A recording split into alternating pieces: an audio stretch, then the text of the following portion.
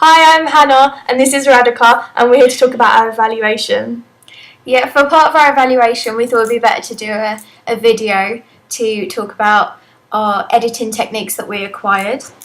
We have prepared a selection of clips from our video, sort of the best bits of our editing experience and skills that we acquired over the course of the year.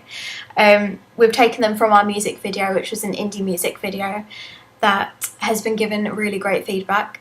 So we thought we'd go through the editing techniques with this illustration, and Hannah will start you off. Okay, so the first editing technique that we used was splash lower third, and this was to open a whole video, and we use this for the artist name, to introduce the song title, and also for our record company for a little bit of exposure, so we could cross over on different platforms. So when we introduce a digipack and then the video, they were the same corresponding.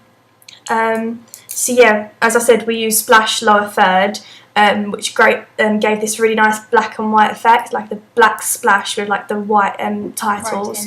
Yeah, and that come up really well against the blue backgrounds of the sky, and then the opening shot of the video. Introduction, which was from the end, so we actually showed a little bit of our ending in the beginning of these titles. Yeah, we started with the ending, which I thought was quite interesting. And the next clip that we're showing is of a candle, which Hannah filmed and edited, which we used the effect of echo on it, which gave it a brilliant dreamlike state, which I think worked brilliantly.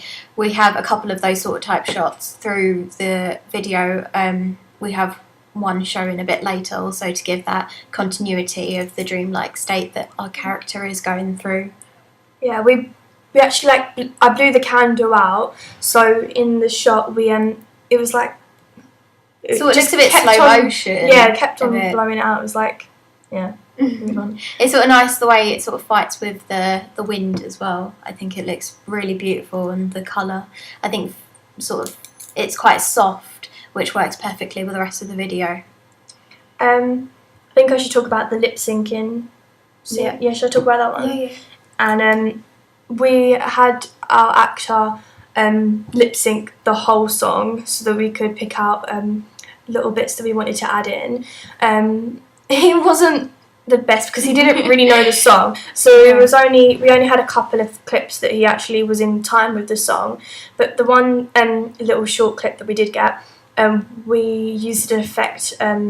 We did colour correction three-way, and we bring down the saturation and some of the black and up on the white to make it black and white. And we thought this went really well because straight after was of the skies that I shot, and I think we'll show it later on in the video, but they were also in a black and white. It was just the colour of the day, and it turned out to be like that, so it flowed really well. It was just overcast. It looks like we've made it black and white with an effect and with editing, but actually that was just naturally the way it was, and we're able to capture that moment, which fit again perfectly with the rest of the video. If I'm not wrong, this followed the chess. Yeah, and then it led on to the chess pieces, which I took pictures of using my phone.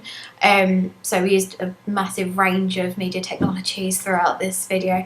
I used my iPhone 4, which is a slightly better camera than the 3, and I just took pictures of my chessboard and moved chess pieces around, and it was the little pawn chasing the queen around the chessboard, and using images instead of a video, we're able to make it look like the pieces were moving on their own, so we're able to capture the effects of them moving rather than having a hand moving it around.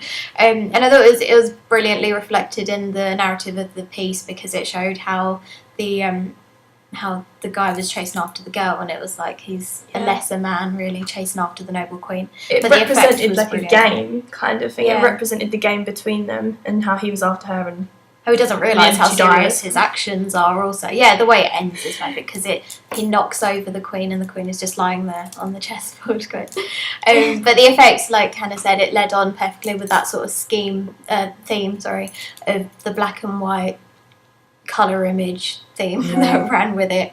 It led very nicely with each other, and it sort of faded out to go back, contrasting with piercing blue skies and high contrast in images of lighter colours.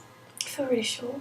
Anyway, moving on, we used a glow and light ray effect for the dreamlike shot of our actor and our other actress, myself, walking together hand in hand, and we wanted this to represent one of his dreams, his fantasies, also maybe to transmit a sense of what he wanted to happen, what he expected in a way to achieve from this kind of date that he thinks is going on. Yeah, we sort of had that in our heads in the beginning. We sort of wanted to show a difference between in his head how he wants it to go and how he thinks it's actually going. But then he sort of gets woken up to the harsh realities of what he really is doing. Versus his fantasy. Yeah, definitely, perfectly. And this light and glows, when we've asked people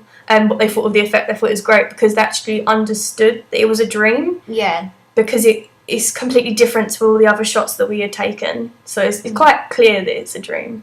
Yeah, it's perfectly toned. And yeah, the way it sort of zooms in is very dreamlike. I thought it worked perfectly, and we didn't even tell people what it was, and people, like Hannah said, they understood it straight away, which is always a bonus.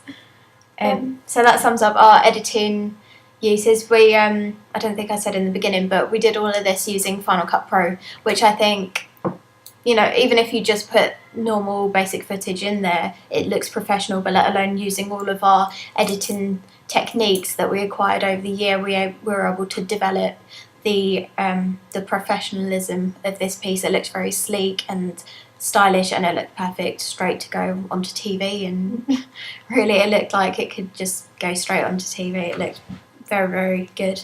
As well as this video, I think what we're going to do is we're going to take some screenshots of how we used Final Cut Pro and then maybe add it into this. Yes. Okay. Maybe. So that's all done? That's everything, yes. Okay. Thanks for watching. Bye.